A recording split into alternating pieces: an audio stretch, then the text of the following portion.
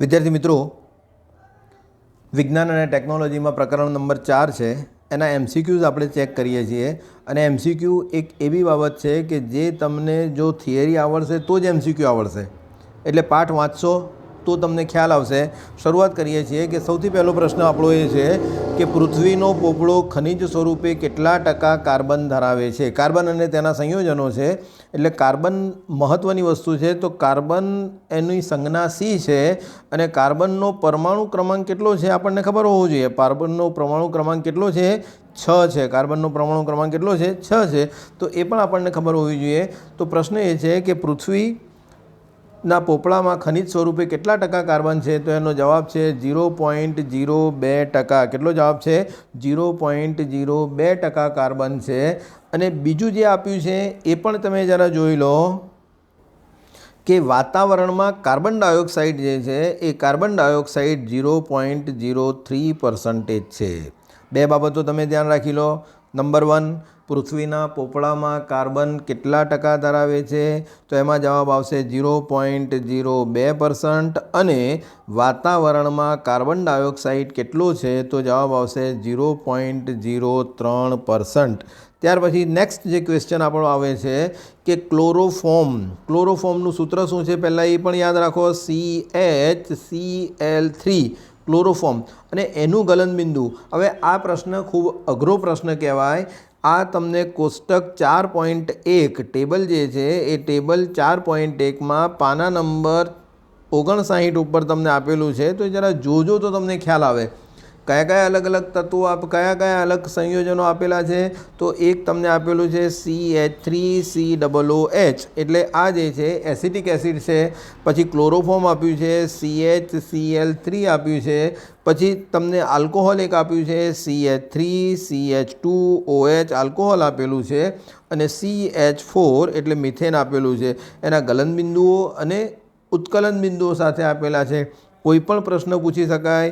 તો table number 4.1 પાના number 59 ઉપર છે. તો અહીં ગલનબિંદુ કેટલું છે? ગલનબિંદુ છે 209 કેલ્વિન. 209 કેલ્વિન. બીજી એક બાબત અહીં ધ્યાન રાખો કે 0 ડિગ્રી સેલ્સિયસ બરાબર 273 કેલ્વિન. આ પણ એક મુદ્દો યાદ રાખો. ક્યાંક પરીક્ષામાં પેપર ભારે કાઢે તો એ કેલ્વિનની જગ્યાએ સેન્ટીગ્રેડમાં મૂકે તો આપણે આ રીતે એને કન્વર્ટ કરવા પડશે. ત્યાર પછીનો ત્રીજો પ્રશ્ન આવે છે કે નાઇટ્રોજનના 2 પરમાણુ વચ્ચે કેટલા સહસંયોજક બંધ છે? એક બાબત એ છે કે ભાઈ સહસંયોજક બંધ કોને કહેવામાં આવે છે? સહસંયોજક બંધ એટલે ઇલેક્ટ્રોનની ભાગીદારીથી જે બને એને સહસંયોજક બંધ કહેવામાં આવે છે. આપણે હાઇડ્રોજન અને હાઇડ્રોજન બને છે તો હાઇડ્રોજન પરમાણુ અને હાઇડ્રોજન પરમાણુ જોઈન્ટ થાય અને H2 એટલે હાઇડ્રોજનનો અણુ બને છે. એવી જ રીતે ઓક્સિજન અને ઓક્સિજન જોઈન્ટ થાય છે તો ઓક્સિજનનો અણુ બને છે. અને નાઇટ્રોજન અને નાઇટ્રોજન જોઈન્ટ થાય તો નાઇટ્રોજનનો અણુ બને છે. તો આમાં કેટલા બંધ છે? અહીં શું આપણે ધ્યાન રાખવાનું છે કે ભાઈ હાઇડ્રોજનનો પરમાણુ ક્રમાંક કેટલો છે? તો હાઇડ્રોજનનો પરમાણુ ક્રમાંક 1 છે. ઓક્સિજનનો પરમાણુ ક્રમાંક કેટલો છે? ઓક્સિજનનો પરમાણુ ક્રમાંક 8 છે. 8 એનો અર્થ શું થશે? પહેલી કક્ષામાં 2 અને બીજી કક્ષામાં 6. એટલે બહારની કક્ષામાં એણે 6 ઇલેક્ટ્રોન છે એટલે 2 ઇલેક્ટ્રોન એને મેળવવાના છે. એટલે દ્વિબંધ બનાવે છે. અને નાઇટ્રોજન છે એ નાઇટ્રોજનનો પરમાણુ ક્રમાંક તમારો 7 છે. નાઇટ્રોજનનો પરમાણુ ક્રમાંક કેટલો છે? 7 છે. અહીં નાઇટ્રોજન છે એ નાઇટ્રોજનનો પરમાણુ ક્રમાંક 7 છે. એનો અર્થ કે ભાઈ પહેલી કક્ષામાં 2 ઇલેક્ટ્રોન અને બીજી કક્ષામાં 5 ઇલેક્ટ્રોન છે. અને એને 3 ઇલેક્ટ્રોનની જરૂર પડે બહારની કક્ષાને સંપૂર્ણ ભરવા હોય માટે. તો અહીં ત્રિબંધ છે. કેટલા છે? સહસંયોજક બંધ કેવો છે? ત્રિબંધ છે. તો 3 પ્રશ્નો થઈ ગયા. હાઇડ્રોજન અને હાઇડ્રોજન વચ્ચે સિંગલ બંધ છે, એકલ બંધ છે. એ જ રીતે ઓક્સિજન વચ્ચે દ્વિબંધ એટલે કે 2 સહસંયોજક બંધ છે. અને ત્રીજું આવે છે નાઇટ્રોજન વચ્ચે 3 સહસંયોજક બંધ છે, શક્ય બને છે. ત્યાર પછીનો નેક્સ્ટ જે પ્રશ્ન આવે છે એ પ્રશ્ન આપણો આવો છે. એવા બંધ જે 2 પરમાણુઓ વચ્ચે ઇલેક્ટ્રોન યુગ્મની ભાગીદારીથી બનેલા હોય તેને શું કહેવામાં આવે છે? સહસંયોજક બંધ. એવા બંધ કે જે બે પરમાણુ વચ્ચે ઇલેક્ટ્રોન યુગ્મની ભાગીદારીથી બનેલા હોય તેને સહસંયોજક બંધ. આયોનિક બંધ કોને કહેવામાં આવે છે? આયોનિક બંધ જે છે એ ઇલેક્ટ્રોનની ભાગીદારી નહીં, આયનોની હેરફેર થાય છે, એને આયનિક બંધ તરીકે ઓળખવામાં આવે છે. ત્યાર પછીનો જે પ્રશ્ન આવે છે એ પ્રશ્ન તમારો છે કે નીચેનામાંથી કયું કાર્બનનું બહુરૂપ છે? જુઓ, કાર્બનના બહુરૂપ, કાર્બનનું મહત્ત્વનું છે અપર રૂપ છે. એમાં ગ્રેફાઇટ પણ આવે છે, હીરો પણ આવે છે અને બકમિન્સ્ટર ફુલેરિન. આ ત્રણ કાર્બનના બહુરૂપ છે. ગ્રેફાઇટ, હીરો અને બકમિન્સ્ટર ફુલેરિન આ ત્રણ કાર્બનના બહુરૂપ છે. એટલે જવાબ શું આવે છે? આપેલા ત્રણેય. જવાબ શું આવશે? આપેલા ત્રણેય. નેક્સ્ટ જે ક્વેશ્ચન આપણો આવે છે, કાર્બનનું કયું બહુરૂપ અથવા તો અપર રૂપ, બહુરૂપ પણ કહેવામાં આવે છે, અપર રૂપ પણ કહેવામાં આવે છે, લીસું અને ખૂબ જ સારું વિદ્યુતનું સુવાહક છે? તો એમાં જવાબ આવે છે ગ્રેફાઇટ. ગ્રેફાઇટ એટલે પેન્સિલમાં જે અણી વપરાય છે એ પેન્સિલમાં જે અણી આવે છે એ શેની આવે છે? ગ્રેફાઇટની આવે છે. અને એ કેવી છે? આપણે જાણીએ છીએ લીસી છે અને એ વિદ્યુતનું સુવાહક છે. એ કેવું છે? વિદ્યુતનું સુવાહક છે. નેક્સ્ટ ક્વેશ્ચન તમારો આવે છે, નીચેનામાંથી કયો પદાર્થ સૌથી સખત પદાર્થ છે? તો સૌથી સખત પદાર્થ આવે છે એ હીરો. આપણે જાણીએ છીએ કે હીરો એ સૌથી સખત પદાર્થ છે, એ પણ કાર્બનનું બહુરૂપ છે. નેક્સ્ટ પ્રશ્ન જે તમારો આવે છે એ પ્રશ્ન આવે છે કે કાર્બનની અન્ય કાર્બન પરમાણુઓ સાથે બંધ બનાવવાની જે અદ્વિતીય ક્ષમતા છે એને કહેવામાં આવે છે કેટેનેશન. જો આ પ્રશ્ન પણ છે અને વ્યાખ્યા પણ છે. વ્યાખ્યા તરીકે પૂછાય તો આપણે લખી શકીએ કે કેટેનેશન એટલે શું? કે કાર્બનની અન્ય પરમાણુઓ સાથે બંધ બનાવવાની અદ્વિતીય ક્ષમતાને કેટેનેશન કહે છે. નેક્સ્ટ આવે છે તમારે, કાર્બન પરમાણુઓ વચ્ચે એકલ બંધથી જોડાયેલા કાર્બન સંયોજનોને ખાલી જગ્યા કહે છે. અહીં એકલ બંધથી જોડાયેલાની વાત છે. જે પણ એકલ બંધથી જોડાયેલા હોય એને કહેવામાં આવે છે સંતૃપ્ત સંયોજનો. એને કેવા કહેવામાં આવે છે? સંતૃપ્ત સંયોજનો. આ સંયોજનો છે એના ઉદાહરણ તરીકે આપણે લઈએ કે આલ્કેન. આલ્કેન જે છે એ બધા જ એકલ બંધથી જોડાયેલા છે અને આલ્કેનમાં આપણે જાણીએ છીએ કે મિથેન છે, પછી ઇથેન છે, પછી પ્રોપેન છે, પછી બ્યુટેન છે, પ્રોપેન અને બ્યુટેન, પછી પેન્ટેન, બ્યુટેન અને પેન્ટેન. આ બધા જ જે છે એકલ બંધથી જોડાયેલા છે. એનો અર્થ એમ થાય કે મિથેનનું સૂત્ર અણુસૂત્ર CH4 છે, તો C સાથે 1 2 3 4 H જોડાયેલા છે. અહીં પણ H, અહીં પણ H, અહીં પણ H અને અહીં પણ H. તો આ CH4 આ એકલ બંધથી જોડાયેલા છે. તો આવા બધા જ સંયોજનોને સંતૃપ્ત સંયોજનો કહે છે. અને એના ઉપરથી જ આપણને ખબર પડી જવી જોઈએ કે અસંતૃપ્ત એટલે શું? કે એકલ બંધની જગ્યાએ દ્વિબંધ કે ત્રિબંધથી જોડાયેલા હોય. દ્વિબંધ કે ત્રિબંધથી જોડાયેલા હોય એને આપણે શું કહીશું? એ અસંતૃપ્ત સંયોજનો. ત્યાર નેક્સ્ટ છે પ્રશ્ન કે દ્વિબંધ કે ત્રિબંધ ધરાવતા કાર્બન સંયોજનો તો કેવા થઈ ગયા? તમારા અસંતૃપ્ત થઈ ગયા. નેક્સ્ટ ક્વેશ્ચન આવે છે કે નીચેનામાંથી સંતૃપ્ત સંયોજન કયું છે? હવે સંતૃપ્ત સંયોજનની તમે ગણતરી કરવા જાઓ તો જુઓ, અહીં કાર્બન છે એ કાર્બનની સંયોજકતા 4 છે. કાર્બનની સંયોજકતા 4 છે. આ C3H8 છે એ જવાબ એનો સાચો છે.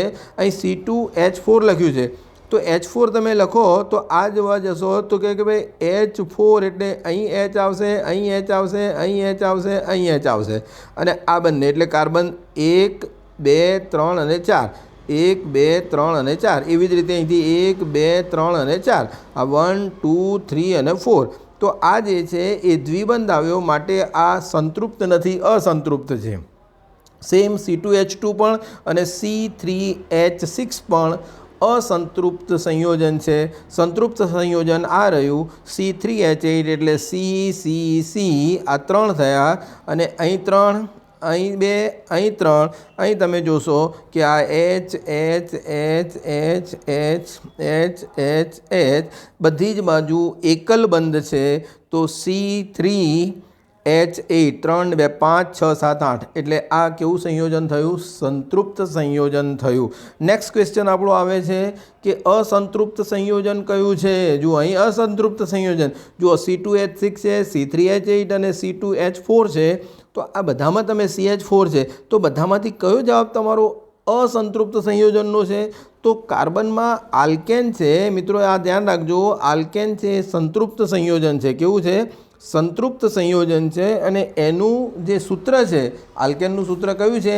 CnH2n+2, CnH2n+2. એટલે અહીં ધારો કે C1 છે, કાર્બન 1 છે, તો C1H2 એટલે C1H2 એટલે 2+2 એટલે C4. એટલે આ કેવું થયું તમારું? સંતૃપ્ત. અહીં C2H6 તમે જોવા જાઓ તો C2H 2 2 2 + 4 + 2 એટલે 6 થયું. C2H6 પણ કેવું થઈ ગયું? સંતૃપ્ત થઈ ગયું. એવી જ રીતે C3H8 જોઈએ. C3H8 તો આગળ પ્રશ્ન આવી જ ગયો. એ જે છે C3H8 છે પ્રોપેન. એટલે આને કહેવામાં આવે છે CH4, એને કહેવામાં આવે છે મિથેન, આને કહેવામાં આવે છે ઇથેન, અને આ જે છે એને કહેવામાં આવે છે પ્રોપેન. તો આ અલગ અલગ 3 સંયોજનો છે જે સંયોજનો સંતૃપ્ત સંયોજન છે. અહીં C2H4ની વાત કરીએ તો અગાઉ જે દોર્યું એ પ્રમાણે H4 એટલે આ H 1 2 3 ને 4 1 2 3 અને 4 આવ્યા. તો અહીં ડબલ બોન્ડ કરવો પડે છે. માટે આ સંયોજન કેવું છે તમારું? આ સંયોજન અસંતૃપ્ત સંયોજન છે. નેક્સ્ટ આવે છે કે નીચેનામાંથી કયું બંધારણીય સૂત્ર પેન્ટેનનું છે? પેન્ટેન તમને ખબર હોવી જોઈએ કે પહેલું આવે છે મિથેન, પછી આવે છે ઇથેન, પછી આવે છે પ્રોપેન, પછી આવે છે બ્યુટેન અને પેન્ટેન. પેન્ટેન જે છે એ પેન્ટેનમાં 5 કાર્બન છે. કેટલા કાર્બન છે મિત્રો? 5 કાર્બન છે. તો 5 કાર્બન ક્યાં છે? પહેલી વાત તો એ જોઈ લો કે ભાઈ 1 2 3 4 5 આ પણ છે, આ તો નથી, એટલે આ ચાલશે નહીં. 1 2 3 4 5. અને બીજું પેન્ટેન છે એ આલ્કેન છે. પેન્ટેન શું છે? આલ્કેન. આલ્કેનનું સૂત્ર શું છે? CnH2n+2. આલ્કેનનું સૂત્ર કયું છે? CnH2n+2. એટલે શું થશે? C5H2 × 5 + 2 બરાબર C5H 5 દુ 10 + 2 એટલે 5 12 થશે. હવે 12 ક્યાં છે જરા જોઈ લો. જ્યાં 12 હોય ત્યાં, જ્યાં હાઇડ્રોજન છે એ 12 હોય ત્યાં, કાર્બન 5 અને હાઇડ્રોજન 12 હોય ત્યાં. જુઓ કાર્બન કેટલા છે? અહીં 5 છે. 1 2 3 4 5 6. આ પણ નથી ચાલે એવું. અહીં કેટલા છે? 1 2 3 4 5. અહીં કેટલા છે? આ 5 છે. પણ અહીં હાઇડ્રોજન કેટલા છે? તો હાઇડ્રોજન આ 5 અને આ 5 10. હાઇડ્રોજન 10 છે. પણ આપણે જોઈએ છે કેટલા? 12. તો ક્યાં છે 12? આ રહ્યા 12. માટે એનું બંધારણીય સૂત્ર કયું થશે? આ પ્રકારે બંધારણીય સૂત્ર થશે. નેક્સ્ટ ક્વેશ્ચન તમારો આવે છે, એ વ્યાખ્યા છે બંધારણીય સમઘટકો. વ્યાખ્યા શું છે? બંધારણીય કે ભાઈ સમાન આણ્વીય સૂત્ર હોય, અણુસૂત્ર કેવું હોય? સમાન હોય, પરંતુ બંધારણો ભિન્ન હોય. આણ્વીય સૂત્ર સમાન હોય પરંતુ બંધારણ જે છે એ બંધારણ ભિન્ન હોય, તો એને કહેવામાં આવે છે બંધારણીય સમઘટકો, સ્ટ્રક્ચરલ આઇઝોમર્સ. સ્ટ્રક્ચરલ આઇઝોમર્સનું સાદામાં સાદું ઉદાહરણ છે એ તમારું છે બ્યુટેનનું. કયું ઉદાહરણ છે? બ્યુટેન છે. બ્યુટેન એટલે C4H10. બ્યુટેન એટલે શું છે ભાઈ? C4H10. તો 1 2 3 4 C4H10 એટલે અહીં 2 3 3 2 5 6 7 8 9 ને 10 આ થઈ ગયા. અને આને આ રીતે પણ આપણે બતાવી શકીએ છીએ કે ભાઈ આ C છે, આ C છે, અને આ રીતે અહીં C બતાવો, અહીં C બતાવો. અહીં પણ તમે જુઓ 1 2 3 આ 1 2 અને 3 થઈ ગયા. એક જ બાકી રહેશે એટલે એક અહીં મૂકી દો. અહીં પણ 3 મૂકવા પડશે, અહીં પણ 3 મૂકવા પડશે. તો 3 ને 3 6 7 8 9 ને 10. તો થઈ ગયું તમારું C4H10. પણ આમાં શું છે કે ભાઈ અણુસૂત્રો સરખા છે. આનું પણ અણુસૂત્ર અને આ બાજુ જુઓ તો આનું પણ અણુસૂત્ર, પરંતુ એમના બંધારણ ભિન્ન છે. એને કહેવામાં આવે છે બંધારણીય સમઘટકો. શું કહેવામાં આવે છે? બંધારણીય સમઘટકો. નેક્સ્ટ ક્વેશ્ચન આવે છે આલ્ડીહાઇડ તરીકે ઓળખાતો ક્રિયાશીલ સમૂહ. હવે અહીં તમે ધ્યાન રાખી લો કે ભાઈ આલ્ડીહાઇડ તો કયા કયા સમૂહ છે ક્રિયાશીલ સમૂહ, એ પણ તમારે ધ્યાનમાં રાખવાની જરૂર પડશે. તો કયા કયા ક્રિયાશીલ સમૂહ છે? તો 4 ક્રિયાશીલ સમૂહ છે. આપણા અભ્યાસક્રમમાં 4 ક્રિયાશીલ સમૂહ છે. પહેલો ક્રિયાશીલ સમૂહ છે આલ્કોહોલ. પહેલો ક્રિયાશીલ સમૂહ કયો છે? આલ્કોહોલ. એટલે H ને હટાવીને OH લાગે છે. બીજો ક્રિયાશીલ સમૂહ છે આપણો આલ્ડીહાઇડ. બીજો ક્રિયાશીલ સમૂહ કયો છે? આલ્ડીહાઇડ. જેમાં આ રીતે સમીકરણ આ રીતે બને છે અથવા એની રચના આ રીતે થાય છે કે સી આ તરફ એચ અને ડબલ બોન્ડ કરીને ઓ. આ રીતે એનું આલ્ડીહાઇડનું સંયોજન થાય છે.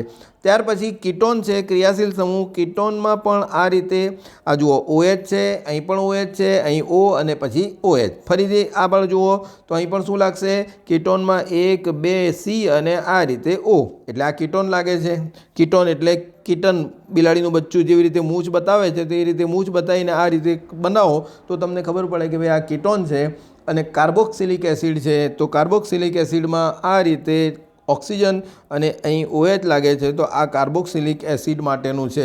તો અહીં આલ્ડીહાઇડ છે તો આલ્ડીહાઇડ માટે આ ચાલે છે. અહીં ક્યાં છે તો કે ભાઈ અહીં જે બતાવ્યું છે એ આ પ્રમાણે બતાવ્યું છે. અહીં સિંગલ બંધ આવશે, અહીં ડબલ બંધ આવશે નહીં, પણ કેવું બંધ આવશે? સિંગલ બંધ આવશે. સિંગલ બંધ કોઈ જગ્યાએ છે નહીં એટલે અહીં ભૂલ છે. એ ભૂલ જરા ચેક કરી લેવાની. તો આપણું સી આ થયું અને અહીં તમે લખો H અને આ ડબલ બોન્ડ કરીને O એટલે આલ્ડીહાઇડ સમૂહનો ક્રિયાશીલ સમૂહ તમને મળશે. નેક્સ્ટ જે તમને આવે છે કે કાર્બોક્સિલિક એસિડ. કાર્બોક્સિલિક એસિડમાં શું આવે છે? COOH. COOH એટલે આ C અને 2 O અને H એટલે આ તમારું COOH થઈ ગયું. પછી કીટોન, તો કીટોનનો આ થયો, કીટોનનું થઈ ગયું. અને આ જે છે એ આલ્કોહોલનું છે. તો આ કાર્બોક્સિલિક એસિડ, આ આલ્ડીહાઇડ, આલ્ડીહાઇડમાં એક આવે છે આલ્ડીહાઇડ છે, કાર્બોક્સિલિક એસિડ છે, કીટોન છે અને છેલ્લે આવે છે આલ્કોહોલ. નેક્સ્ટ આવે છે પ્રશ્ન આપણો કે સમાનધર્મી શ્રેણીનો સભ્ય નથી. હવે સમાનધર્મી શ્રેણી જે છે એ સમાનધર્મી શ્રેણી એટલે શું એ પણ આપણે ખબર હોવી જોઈએ કે સમાનધર્મી શ્રેણી એટલે કે ભાઈ એમના અણુસૂત્રો જે છે લગભગ સરખા હોય છે. સમાનધર્મી શ્રેણી છે તો કયો સમાનધર્મી શ્રેણીનો સભ્ય નથી? તો જુઓ કે ભાઈ C2H6Cl. અહીં પણ Cl જોઈન્ટ થયો છે, અહીં પણ Cl જોઈન્ટ થયો છે, અહીં પણ Cl જોઈન્ટ થયો છે, પણ આ બધામાં એકલ બંધ છે. અહીં જ ફક્ત ડબલ બંધ આપેલો છે. જોવાય છે ડબલ બંધ? બધા એકલ બંધવાળા છે, આ ડબલ બંધ છે. માટે આ ડબલ બંધવાળો સમાનધર્મી શ્રેણીનો સભ્ય નથી. સમાનધર્મી શ્રેણીનો સભ્ય નથી. નેક્સ્ટ તમારો જે ક્વેશ્ચન આવે છે કે સમાનધર્મી, જુઓ આ પણ ખૂબ જ અગત્યનો છે. સમાનધર્મી શ્રેણીના કોઈપણ બે ક્રમિક સભ્યોના આણ્વીય દળમાં કેટલો તફાવત? જુઓ સમાનધર્મી એટલે આલ્કેનના જે પણ સમૂહના સંયોજનો છે એમાં આપણે જોઈએ કે ભાઈ CH4 C2H6 C3H8 C4H10 બધામાં તફાવત કેટલો છે? તો તફાવત છે કે જુઓ બે હાઇડ્રોજનના 2 અને કાર્બનનો 1 એટલે CH2 જેટલો તફાવત છે. કેટલો તફાવત છે? CH2. અહીં કાર્બનનું જે પરમાણુય દળ છે એ કાર્બનનું પરમાણુય દળ તમારું 12 છે અને હાઇડ્રોજનનું પરમાણુય દળ 1 છે, પણ એવા 2 હાઇડ્રોજનના પરમાણુ છે તો 1 ગુણ્યા 2 એટલે 2 થશે. તો 12 વત્તા 2 એટલે 14 એટમિક માસ યુનિટ. એટમિક માસ યુનિટ જેને ખાલી U તરીકે ઓળખવામાં આવે છે. તો સમાનધર્મી શ્રેણીના કોઈપણ બે ક્રમિક સભ્યો, આ ક્રમિક કહેવાય, 1 2 3 4 આ ક્રમમાં છે એટલા માટે આનું અને આની વાત ના થાય. ક્રમિક સભ્યો પણ પરમાણુય દળનો તફાવત કેટલો હોય છે? 14 એટમિક યુનિટ જેટલો તફાવત હોય છે. નેક્સ્ટ જે ક્વેશ્ચન આવે છે તમારો કે આલ્કિન સંયોજનો છે. આપણે જોયું ને આલ્કેન છે એ આલ્કેન પછી એક સંયોજન આવે છે જેને તમે ઓળખો છો કે એને આલ્કિન કહે છે. એને શું કહેવામાં આવે છે? આલ્કિન કહે છે. અને આલ્કિનમાં દ્વિબંધ છે. આલ્કિનમાં કયો બંધ છે? દ્વિબંધ. આલ્કેનમાં કયો છે? સિંગલ બંધ અથવા તો એકલ બંધ છે. સિંગલ અથવા તો એકલ બંધ છે. અને પછી આવે છે આલ્કાઇન. આલ્કેન, આલ્કિન, આલ્કાઇન આમાં આવે છે ત્રિબંધ. આમાં શું આવે છે? ત્રિબંધ. આ પણ MCQ માટે ધ્યાન રાખો. આલ્કેનનું સામાન્ય બંધારણીય સૂત્ર શું છે? CnH2n+2. આલ્કેનનું શું થશે? CnH2n. અને આલ્કાઇન છે તો CnH2n-2. ખ્યાલ આવી ગયો તમને? તો અહીં આલ્કિન પૂછ્યું છે તો આલ્કિન માટે તમે જવાબ આપો કે ભાઈ આલ્કિનનું બંધારણીય સૂત્ર CnH2n છે. પછી CnH2n આ જવાબ. CnH2n+2 કોનું થયું? CnH2n+2 એ તમારું આલ્કેનનું થયું. અને 2n-2 કોનું થયું? તો એ તમારું આલ્કાઇનનું બંધારણીય સૂત્ર થયું. નેક્સ્ટ અને લાસ્ટ ક્વેશ્ચન તમારો છે કે કાર્બન સંયોજનોમાં ક્રિયાશીલ સમૂહની પ્રકૃતિ સૂચવતા શબ્દ સમૂહની આગળ શું મૂકવામાં આવે છે? અહીં આપણે જોવાનું છે કે આગળ મૂકવાની વાત છે તો આગળ મૂકવાનું હોય છે તો એને પૂર્વક કહેવામાં આવે છે, અને પાછળ મૂકવાનું હોય છે તો એને પ્રત્યય તરીકે ઓળખવામાં આવે છે. આગળ હોય તો એને પૂર્વ અને પાછળ મૂકવામાં આવે તો એને પ્રત્યય તરીકે ઓળખવામાં આવે છે. ગમ્યું હશે લાઈક કરો, સબસ્ક્રાઈબ કરો અને તમારા મિત્ર વર્તુળમાં શેર કરો. Thank you very much.